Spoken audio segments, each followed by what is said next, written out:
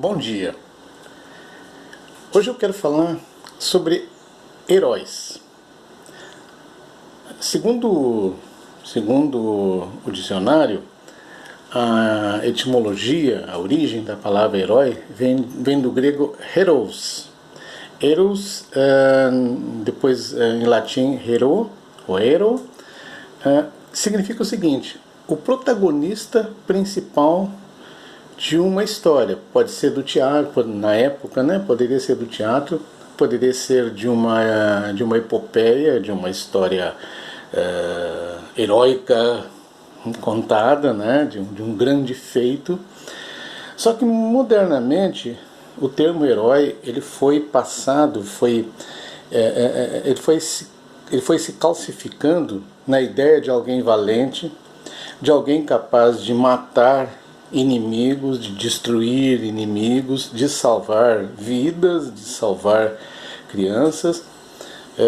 Não está errado pensando deste modo, pensando neste formato cultural. Mas eu prefiro ficar com a palavra original, o protagonista central de uma história. Então, por exemplo, quem são os meus heróis? Heróis históricos para mim. Os meus heróis são aqueles, em primeiro lugar, palpáveis, aqueles a quem eu já pude abraçar, aqueles de quem eu já estive perto, aqueles com quem eu já conversei, aqueles que inspiraram a minha vida, inspiraram as minhas ações, inspiraram as minhas ideias. Então, se perguntarem assim, a queima-roupa, qual é o meu grande herói? O meu grande herói se chama Maria Elisa Dias Cardoso. A minha avó, eu já contei muitas histórias sobre ela. E vou contar ainda outras tantas porque, imagina, eu convivi com ela pelo menos 20 anos. Eu casei com 21 anos de idade.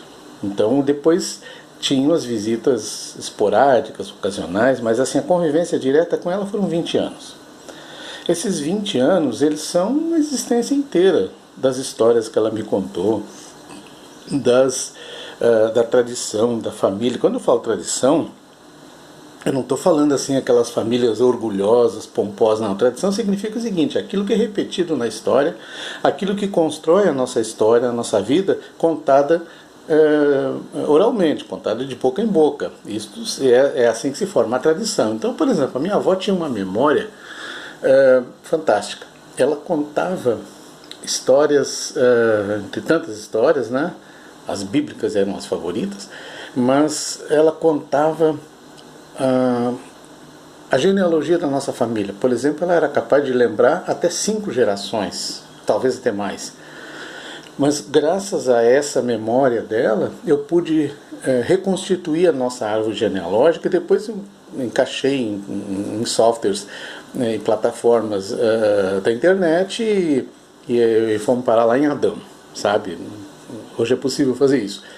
Descobri uma série de personagens interessantes na minha genealogia, que não é o caso agora, não importa. Para mim eles não são heróis. Para mim eles apenas cederam características genéticas e, enfim, são importantes, porque graças a eles eu cheguei até aqui, mas eu vou focar a ideia na Maria Elisa.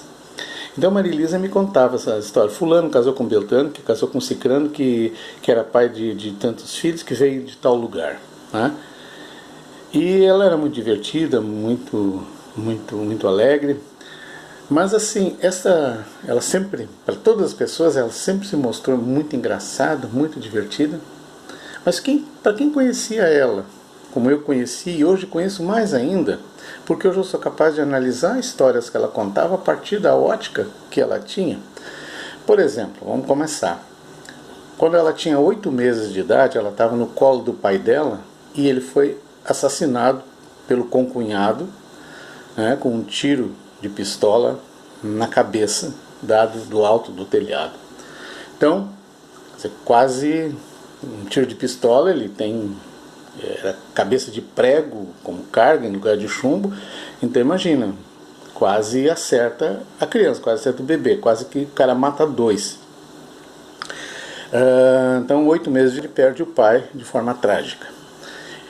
E de uma prole de vários irmãos, um irmão e várias irmãs, nova da família, coube a ela cuidar da mãe porque era tradição. Então ela casou com 29 anos de idade, ela não pôde casar antes, porque ela tinha que administrar os bens da família. Eles eram, hoje chamaria de empresários, empreendedores. Eles trabalhavam com a extração de erva mate, grameamunha. Grameamunha é uma casca de uma árvore que é usado o tanino para curtir couro.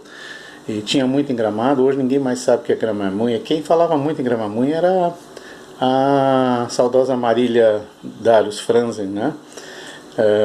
Que entrevistou minha avó muitas vezes e descobriu na minha casa um pezinho de grameamunha que eu plantei e eu nem sabia o que era. Erva mate, grameamunha, que mais? Tabuinha de... Eles cortavam um pinheiro e faziam tabuinha de telhado. Que a tabuinha tem que ser rachada, ela não pode ser serrada, porque senão a água entra, encroa ali, né? A água penetra e apodrece. Então ela tem que ser rachada, porque daí o veio é contínuo. Então na época se cobriam as casas com tabuinha, não com telha de barro. Depois minha avó casou com alguma idade a mais. Eu tinha 1 ano de idade por volta disso. Houve uma segunda tragédia na família dela, longe de Gramado, lá no interior de São Francisco de Paula, na Campestre do Tigre, Serra do Pinhão, na costa do Rio das Antas, porque lá onde eu nasci. E o meu pai matou o marido dela, meu avô, numa briga. Então, segunda tragédia da família. Ela pega os filhos, né? 3 filhos, a minha mãe, meu tio Isaú, e que também já descansa, e o Samuel. E o rabicho aqui, né? Bota numa carreta e vai embora, volta para Gramado, volta para a terra dela, e voltar para a terra da gente, quando as coisas não deram certo, a humilhação é muito grande. Eu já fiz isso, eu já vi isso acontecer. As pessoas te olham de lá e dizem assim, o que deu errado? Né? De cara, tu voltar para sua terra, as pessoas não percebem, não se dão conta que as pessoas têm saudade, né? Parece que quando saiu da sua cidade, não pode mais voltar, não pode mais voltar. Se voltou é porque deu errado. Tá? Deu errado, muitas vezes deu errado mesmo, deu errado porque a saudade bateu, a pessoa teve que voltar, né? Depois, poucos anos depois, o Isaú, meu tio, com 24 anos, morreu num acidente trágico no trabalho, um acidente de trabalho, aqui em Santa Catarina. Enfim, e a minha avó, quando ela voltando um pouco no tempo, quando voltou para Gramado, o que ela fez? Minha mãe tinha 17 anos, eu nasci quando ela tinha 16. Minha mãe foi estudar, minha avó botou minha mãe a estudar. Então ela estudava e ia trabalhar de babysitter, de babá, né? E estudar. Minha avó disse, não pode parar de estudar.